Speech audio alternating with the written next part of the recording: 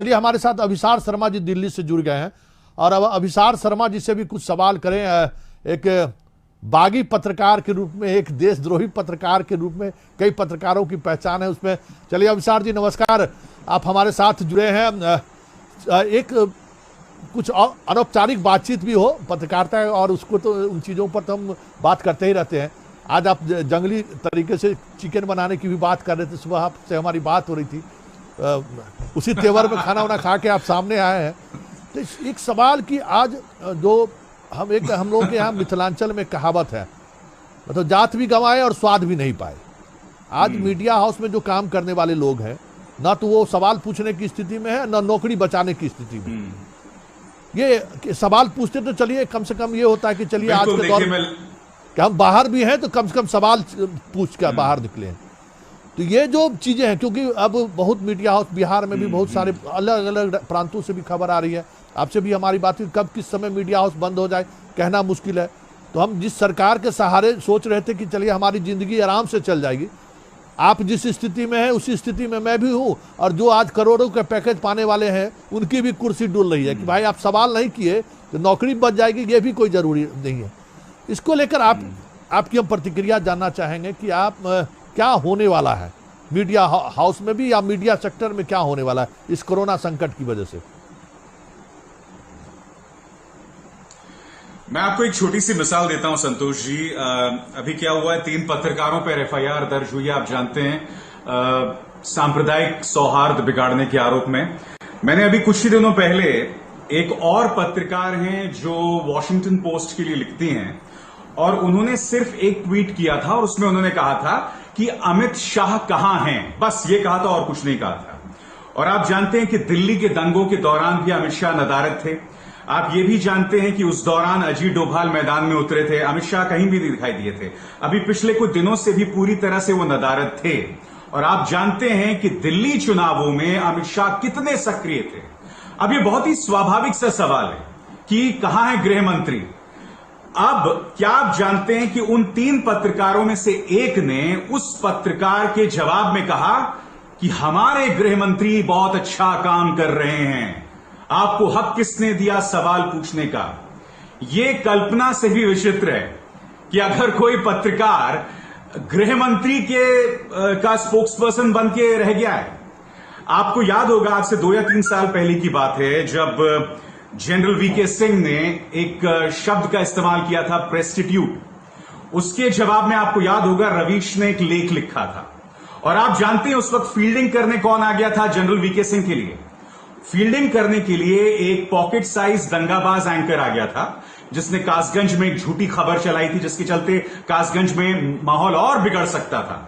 तो एक बहुत ही अजीबोगरीब चीज चल रही है कि पत्रकारों की फील्डिंग करने, उनका स्पोक्सपर्सन बनने पत्रकार जो हैं, माफ कीजिएगा, नेताओं की फील्डिंग करने पत्रकार आ रहे हैं मैदान में इस तरह से। यह कभी हुआ इस तरह से खुलेआम इस तरह से फील्डिंग करना, और आप अपने ही बिरादरी के लोगों को टारगेट कर रहे हैं उस मुद्दे को लेकर। तो देखिए, मैं हमेशा से कहता आया हूं, आपकी विश्वसनीयता तभी है जब आप अपना बुनियादी काम करेंगे। और आपका बुनियादी काम क्या है कि आप सवाल करें, सीधा सवाल करें, और सवाल उससे ही किया जाएगा जिसके हाथ में ताकत है, जो ये मादा रखता हो कि चीजों को पलट सके। अब जब गृह मंत्री से एक साधारण सवाल पूछा जाता है तो हमारे कुछ पत्रकार बंधु इतना बौखला जाते हैं जैसे घर की बात हो गई हो बिल्कुल। तो स्वाभाविक सी बात है, जब आपकी विश्वसनीयता नहीं रहेगी, जब आपकी क्रेडिबिलिटी नहीं रहेगी, तो आप में कौन इन्वेस्ट करेगा। ऊपर से देश की अर्थव्यवस्था ही ऐसी चली आ रही है। यह सिर्फ कोरोना संकट का देन नहीं है, उससे पहले भी आप जानते हैं कि सरकार के पास कोई इकोनॉमिक प्लान नहीं था। आज भी देखिए, आपने अगर गौर किया हो निर्मला सीतारमण का बयान क्या हुआ था, आप जानते हैं ना, कि टाइम्स नाउ का एक सर्वे आया है जिसमें पता चला है कि 23 मई की तुलना में, जब ये सरकार जीतकर आई थी, उसकी तुलना में इस वक्त प्रधानमंत्री का 8% जो है ग्राफ बढ़ गया है लोकप्रियता का। ये वो सरकार है, जीडीपी की बात कह रही थी कि 5 ट्रिलियन के लिए हम 8% जीडीपी हासिल कर लेंगे। तो आप 8% जीडीपी ना हासिल कर पाए, एक तथाकथित सर्वे का आप हवाला दे रही हैं, वित्त मंत्री उस तथाकथित सर्वे का हवाला दे रही हैं। यह आपको बहुत अजीब नहीं लगता? अंग्रेजी में एक शब्द है डिस्टोपियन फ्यूचर। हम उस डिस्टोपियन फ्यूचर में हैं। जहां वित्त मंत्री पैंडेमिक के बीच, एक महामारी के बीच में एक ट्वीट करती है कि हमारे प्रधानमंत्री की लोकप्रियता बढ़ रही है। मतलब ये सब बहुत ही अजीब और गरीब चल रहा है। और जब कोई पत्रकार इस पे सवाल करता है, क्योंकि बहुत कम लोग रह गए हैं, बहुत कम लोग रह गए इस तरह का सवाल करने वाले, तो जब पत्रकार इस तरह का सवाल करता है तो आप उसे तमाम चीजों से नवाजते हैं, जैसे आपने मेरे परिचय में भी कह दिया।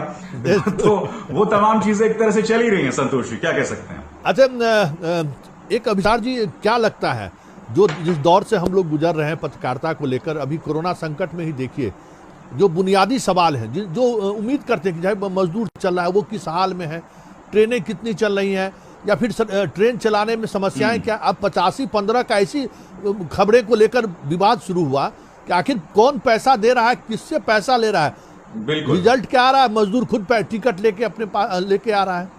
तो ये जो सवाल एक मीडिया कर्मी को करना चाहिए कि भाई 85-15 पर आखिर झूठ कौन बोल रहा है। अभी तो लगता ही नहीं है कि इस खबर को लेकर भी कुछ चीजें सामने आ रही हैं। ऐसे कई सवाल हैं। अब पीपी किट नहीं है, डॉक्टर के पास मास्क नहीं है, लॉकडाउन से पहले भी ये समस्या थी, लॉकडाउन के बाद भी ये समस्या है। आखिर देश में रिसर्च क्या चल रहा है, इसको कोरोना से फाइट करने के लिए क्या क्या काम हो रही है, इस पर चर्चा होनी चाहिए। एक प्रेस ब्रीफिंग होता है 4 बजे, जिसमें आपको कोई सवाल नहीं करना है। एक पता नहीं क्यों क्या स्थिति बनी है, बिहार से लेकर दिल्ली तक ये स्थिति बनी है। ये पीआरडी डिपार्टमेंट में अधिकारी आते हैं, एक वीडियो रिकॉर्डिंग होता है उनके ब्रीफिंग का, सवाल पूछना है तो 3 घंटे पहले उन्हें प्रश्न भेजिए। ये स्थिति हर जगह, क्वारंटाइन सेंटर पर नहीं जा सकते हैं मीडिया कर्मी, इस तरह की चीजें चल रही हैं। लेकिन इन सब चीजों के बीच जो मीडिया दिख रहा है, हमें कहा जा रहा है कोरोना योद्धा आप हैं, नवाजा जा रहा है, हमें भी फूल बरसाया गया कि ये कहते हो कि मीडिया कर्मी भी कोरोना योद्धा है। क्या आपको लगता नहीं कि इस जो एक नाम देकर ही सही हमें वो सारी चीजें जो हम जिसके लिए कौन सा किसका योद्धा है, हमें तो पब्लिक के लिए खड़े होना चाहिए। ये जो बदलाव हुआ है मीडिया में, क्या लगता है इसका दूरगामी प्रभाव क्या पड़ेगा इस संकट के बाद? देखिए, दूरगामी प्रभाव जैसे, बिल्कुल दूरगामी प्रभाव जैसे कि सीधे आपकी विश्वसनीयता पर पड़ रहा है। और देखिए, ये जो तमाम चीजों का आपने जिक्र किया, चाहे सरकार का ये दावा कि हम 85% सब्सिडी दे रहे हैं, और आप अब तक समझ ही गए होंगे ये 85% सब्सिडी, जैसे कि आप जानते हैं, सरकार पहले से ही दे रही है, इसमें कोई नई बात नहीं है। मगर सवाल यह है कि आपने इतना गजब का स्पिन दे दिया, इतना गजब का ट्विस्ट दे दिया कि हम मजदूरों से पैसा नहीं ले रहे हैं, तमाम चीजें सरकारी दस्तावेज का हिस्सा है। यही सरकारी दस्तावेज दिखा के आपको सरकारी प्रवक्ताओं को ग्रिल करना चाहिए। बीजेपी के वो नेता जो सरासर झूठ बोल रहे हैं संबित पात्रा सरीके, उनको आपको कटघरे में रखना चाहिए। आप गुजरात सरकार का फरमान देखिए, अश्विनी कुमार के नाम से स्पष्ट है कि आईपीएस आईएएस ऑफिसर्स को नियुक्त किया जाएगा और मजदूरों से पैसे लिए जाएंगे। बीके यादव का बयान देखिए, जो रेलवे बोर्ड के चेयरमैन है, साफ तौर पर कह रहे हैं कि हम पैसा इसलिए ले रहे हैं कि हम नहीं चाहते कि बेवजह मजदूर जो हैं वो रेलवे स्टेशन आ जाएं, मानो ये मजदूर पिकनिक मनाने के लिए जा रहे हैं बिहार या उत्तर प्रदेश। ये तमाम चीजें बाकायदा सरकारी दस्तावेज का हिस्सा हैं। मैंने इसलिए तो आपसे कहा कि इस देश में इस वक्त कल्पना से विचित्र चल रहा है। आप सरकार को सरकारी दस्तावेज पे ग्रिल कीजिएगा ना, ये तमाम चीजें सरकारी दस्तावेजों का हिस्सा हैं। बिहार के अंदर आपने ये कह दिया कि साहब क्वारंटीन सेंटर्स में मीडिया नहीं जाएगी, मगर आप खुद क्या कर रहे हैं? नवादा के अंदर मजदूर बेचारा क्वारंटीन सेंटर्स छोड़ के भाग रहा है। और मैं एक चीज बोलने वाला हूं, कुछ लोग मुझे क्लासिस्ट होने का आरोप लगा सकते हैं, मगर आप जानते हैं कि हमारे मजदूर सामान्य तौर पर कितने बदतर हालात में जीते हैं। जो सामान्य तौर पर वो जिन घरों में रहते हैं वो इतने बदतर हालात में होते हैं। अब सोचिए अगर वो मजदूर भी क्वारंटीन सेंटर छोड़ के भाग रहा हो तो वहां कितने बुरे हालात होंगे। नंबर 1, पटना से सटा हुआ वैशाली जिला है। आपने 40 मजदूरों को बगैर क्वारंटीन सेंटर्स में डाले उनको भेज दिया। आप सोच रहे हैं, देखिए हो क्या रहा है, हमारे जो मजदूर अब भेजे जा रहे हैं उनकी कोई टेस्टिंग नहीं हो रही है। आज की तारीख में आपके पास कोई टेस्टिंग किट नहीं है। आपका आईसीएमआर जो Indian council of medical research China से टेस्टिंग किट मंगवाता है, बाद में पता चलता नहीं साहब इसमें प्रॉब्लम्स हैं, फिर आप अगले दिन ही बयान जारी करते हैं कि नहीं हुजूर ये मत यूज कीजिए, इसमें दिक्कतें हैं। अब आपके पास टेस्टिंग किट्स नहीं है, आपका मजदूर जा रहा है बगैर टेस्टिंग किए, वो घर जा रहा है, और उसको फिर आप 40 मजदूरों को वैशाली के अन्य गांव में आप झोंक देते हैं। आपको अंदाजा है आप कर क्या रहे हैं। और मीडिया यह सवाल नहीं कर रहा है। मीडिया क्या सवाल कर रहा है? तबलीगी जमात के बहाने आप पूरे मुस्लिम कौम को, मुस्लिम समुदाय को बदनाम कर रहे हैं। मतलब तबलीगी जमात का दोष है, मगर मैं लोगों से सिर्फ ये कह रहा हूं कि अगर आपको तबलीगी जमात पे सवाल करना है तो आपको पहला सवाल ये करना चाहिए, जब महाराष्ट्र पुलिस तबलीगी जमात के आयोजन की अनुमति नहीं देती है मुंबई में 14 और 15 मार्च की, जब यह काम महाराष्ट्र पुलिस कर सकती है, तो दिल्ली पुलिस, जो कि गृह मंत्रालय और अमित शाह के अंतर्गत आता है, वो दिल्ली पुलिस आखिर क्यों आयोजन की अनुमति देती है तबलीगी जमात को? क्या सोचकर आयोजन की अनुमति देती है? नंबर 1। नंबर 2, साथ में सटा हुआ है police station, Nizamuddin police station, आप क्या कर रहे थे? नंबर 3, जो तबलीगी जमात के तमाम विदेशी डेलीगेट्स अंदर आए भारत के अंदर, आप जब ये कह रहे हैं कि हमने 15 जनवरी से हमने लोगों को क्वारंटीन करना शुरू कर दिया था, देश में घुसने वाले लोगों को, आपने बाकायदा 27 जनवरी को फरमान लगा दिया था इंदिरा गांधी इंटरनेशनल एयरपोर्ट में, तो आपने उन विदेशी डेलीगेट्स की जांच क्यों नहीं की? हाँ। ये तमाम चीजें, ये सवाल अगर ये मीडिया पूछेगी तो जवाबदेही तय होगी सरकार की। मुझे प्रॉब्लम इस बात पर है, आप कटघरे में रखिए तबलीगी जमात को, करना चाहिए, मगर फिर आपको कटघरे में रखना चाहिए तमाम ऐसे लोगों को। सबसे पहली जवाबदेही सरकार की बनती है।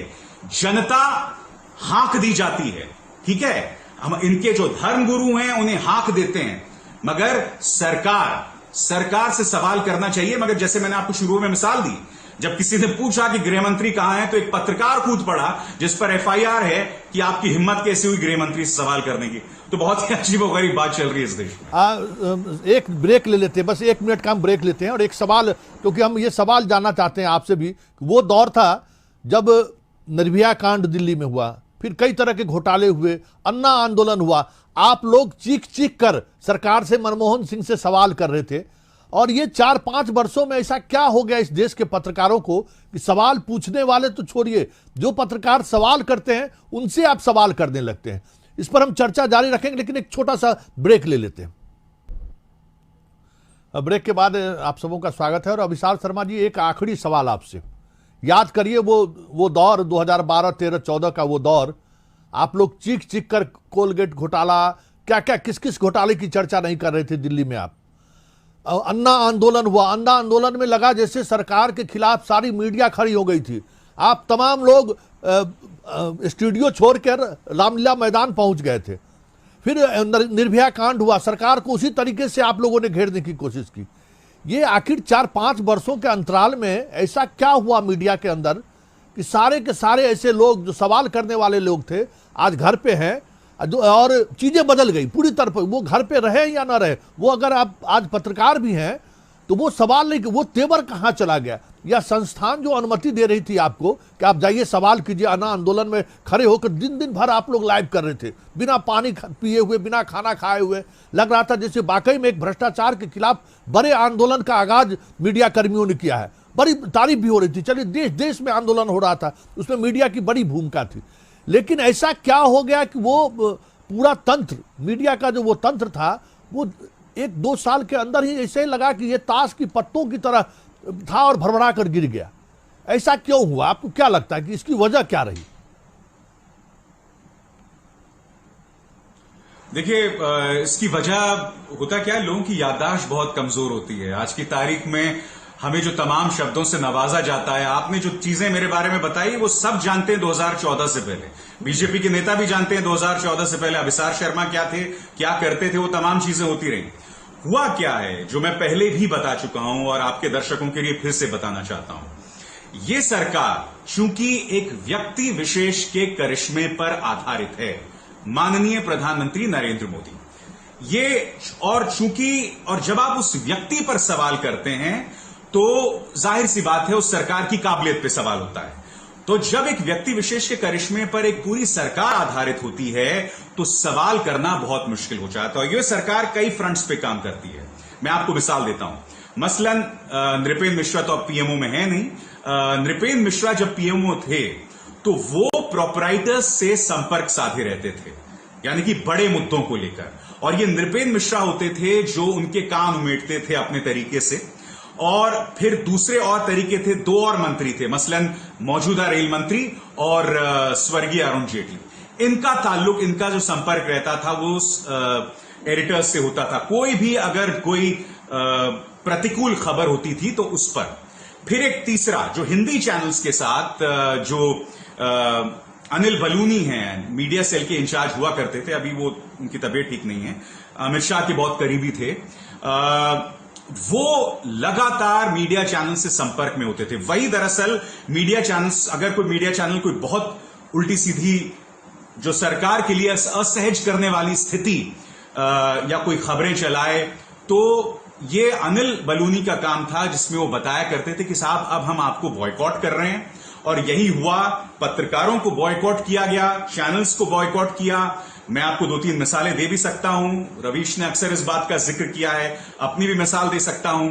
चूंकि मेरा एक खास अंदाज है सवाल करने का, तो मुझे याद है मैं डिबेट्स किया करता था, फिर अचानक डिबेट से हटा दिया गया। तो मैंने अपने एडिटर से पूछा था कि इसकी वजह क्या थी। तो पहले तो काफी दिनों तक टालते रहे, बाद में उन्होंने बताया कि देखिए ये बीजेपी की तरफ से फरमान है कि अगर अभिसार शर्मा रहेगा तो हम डिबेट्स में प्रवक्ताओं को नहीं भेजेंगे। तो एक बहुत ही अजीब और गरीब विडंबना है, यानी कि ये वो पॉलिटिकल पार्टी है जिसके बहुत ही बेहतरीन वक्ता हैं।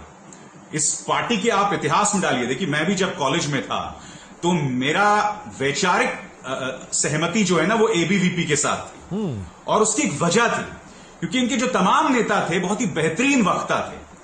मगर एक अजीबोगरीब आयरनी है कि यही पॉलिटिकल पार्टी जो है सवालों से डरती है।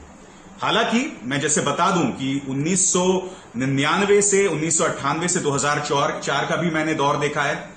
उस वक्त ये दिक्कत नहीं थी बीजेपी के साथ, अब ये दिक्कत आ गई है क्योंकि हमारे प्रधानमंत्री ने एक भी प्रेस कॉन्फ्रेंस नहीं की।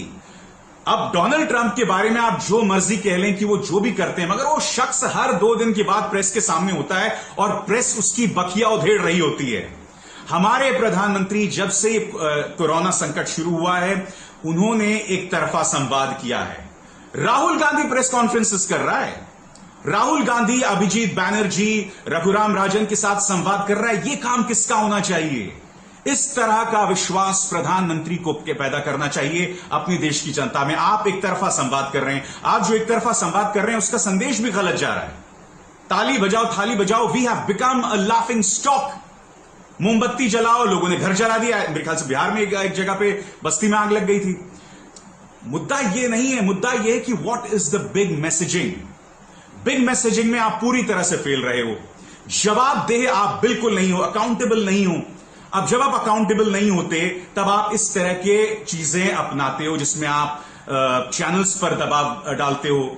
छोटी सी मिसाल दूंगा, मैं क्षमा चाहूंगा, मैं नाम नहीं लूंगा, मगर एक चैनल है, उसके कुछ 1-2 पत्रकार कठिन सवाल किया करते थे। अचानक क्या होता है कि एक बाबा जी का फर्म है, वो बाबा जी अपने तमाम एड्स विड्रॉ कर लेते हैं। वो चैनल को सरकारी एड, जब तक वो पत्रकार थे, मैं आपको एक छोटा सा एक वो दे रहा हूं, 7 या 8 लाख मिल रहे होते हैं।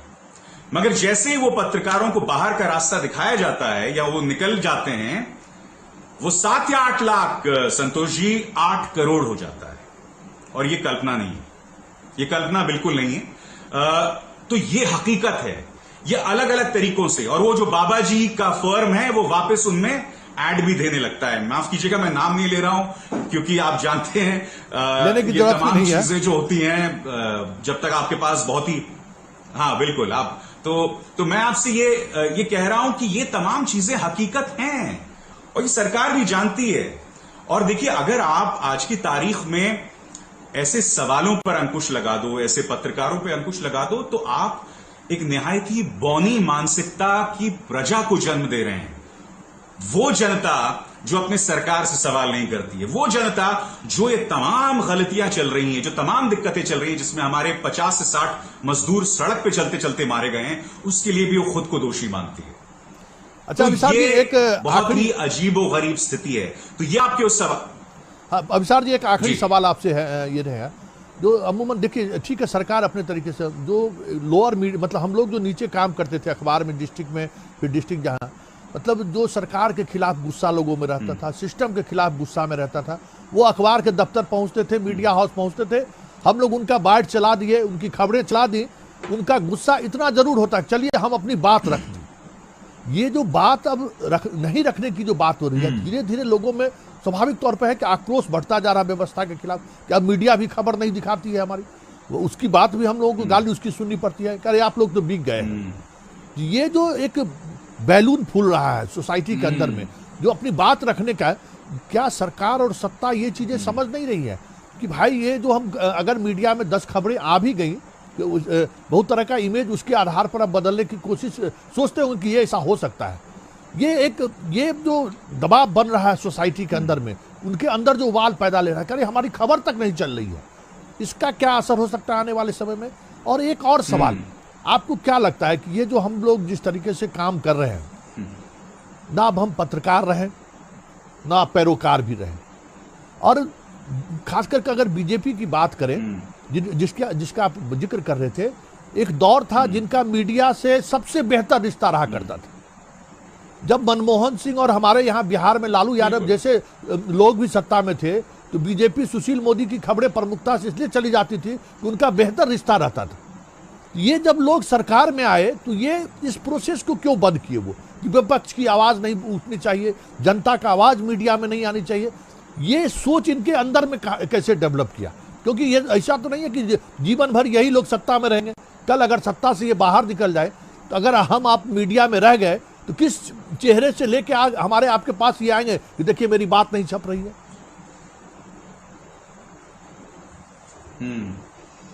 देखिए, इस सरकार ने जाने अनजाने में एक फॉर्मेट पेश कर दिया है भविष्य में आने वाली सरकारों के लिए, कि आप मीडिया हाउसेस पर किस तरह से दबाव बनाएं।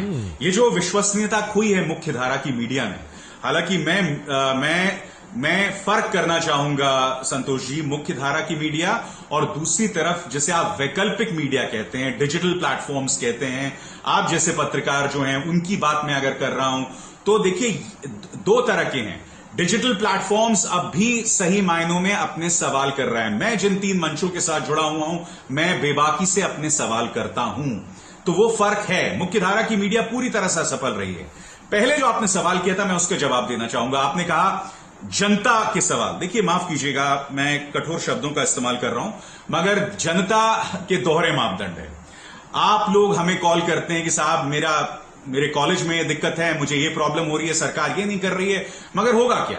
बाद में वोट तो आप उसी हिंदू मुस्लिम छद्म राष्ट्रवाद जैसे मुद्दों पर जाके दे देते हैं। मुद्दा दिक्कत क्या है, माफ कीजिएगा, जनता भी दोगली है इस मायने में, क्योंकि आप जब वोट देने जाते हो तो आप उन्हीं बुनियादी और सकरे मुद्दे पे देते हो, मगर आपकी समस्याएं भी मुबाए खड़ी हैं। आपको समझना पड़ेगा, ये जो इस वक्त जो सरकार का ये बहुत ही जबरदस्त धतूरा इन्होंने चटाया हुआ ना हिंदू मुस्लिम का, होता क्या है, जब हम हमारा ब्रेन वॉश होते हैं ना, we always look for a target, अपना गुस्सा निकालने के लिए। अब वो गुस्सा क्या है, वो टारगेट क्या है? तबलीग की जमात के बहाने मुसलमान हैं, तो वो हमें लग रहा है। सबसे दुख की बात मुझे लगती है कि आज मैं जिस मंच पर बात कर रहा हूं, यानी कि कशिश, और वो कशिश जिस राज्य में है, बिहार की एक बहुत ही गौरवशाली परंपरा रही है, सांप्रदायिक माहौल, दंगे यहां कभी नहीं हुए, ठीक है, यहां पे सांप्रदायिक माहौल नहीं रहा। मैं आपको 2 चीजें बताना चाहूंगा। एक चौबे जी का लड़का जो है प्रदर्शन निकालता है, यात्रा निकालता है, और जब एक शर्मा जी का लड़का सवाल करता है तो तुम शर्मा जी को लड़के को गाली देते हो, और वो जो चौबे जी का लड़का आधे बिहार या 1/4 बिहार को दंगे में झोंक देता है, और बिहार का रिकॉर्ड जो एक रहा है वो टूट जाता है। और एक और चीज की मिसाल देता हूं, देखिए मैं शर्मा हूं, ठीक है, मेरी जो परवरिश हुई है संतोष जी, एक मध्यम वर्गीय फॉरवर्ड कास्ट हिंदू के तौर पर हुई है, मगर मेरे मां बाप ने जो मुझे शिक्षा दी है कि कभी इंसान और इंसान के बीच का फर्क ना हो, और वही मेरी पत्रकारिता में मैं कोशिश करता हूं लागू करने की। मगर बावजूद उसके मुझे याद है, क्योंकि मैंने बताया कॉलेज के दौरान मैं इंस्पायर्ड था एबीवीपी की विचारधारा से, जब मैं देखता था वाजपेयी जी को बोलते हुए।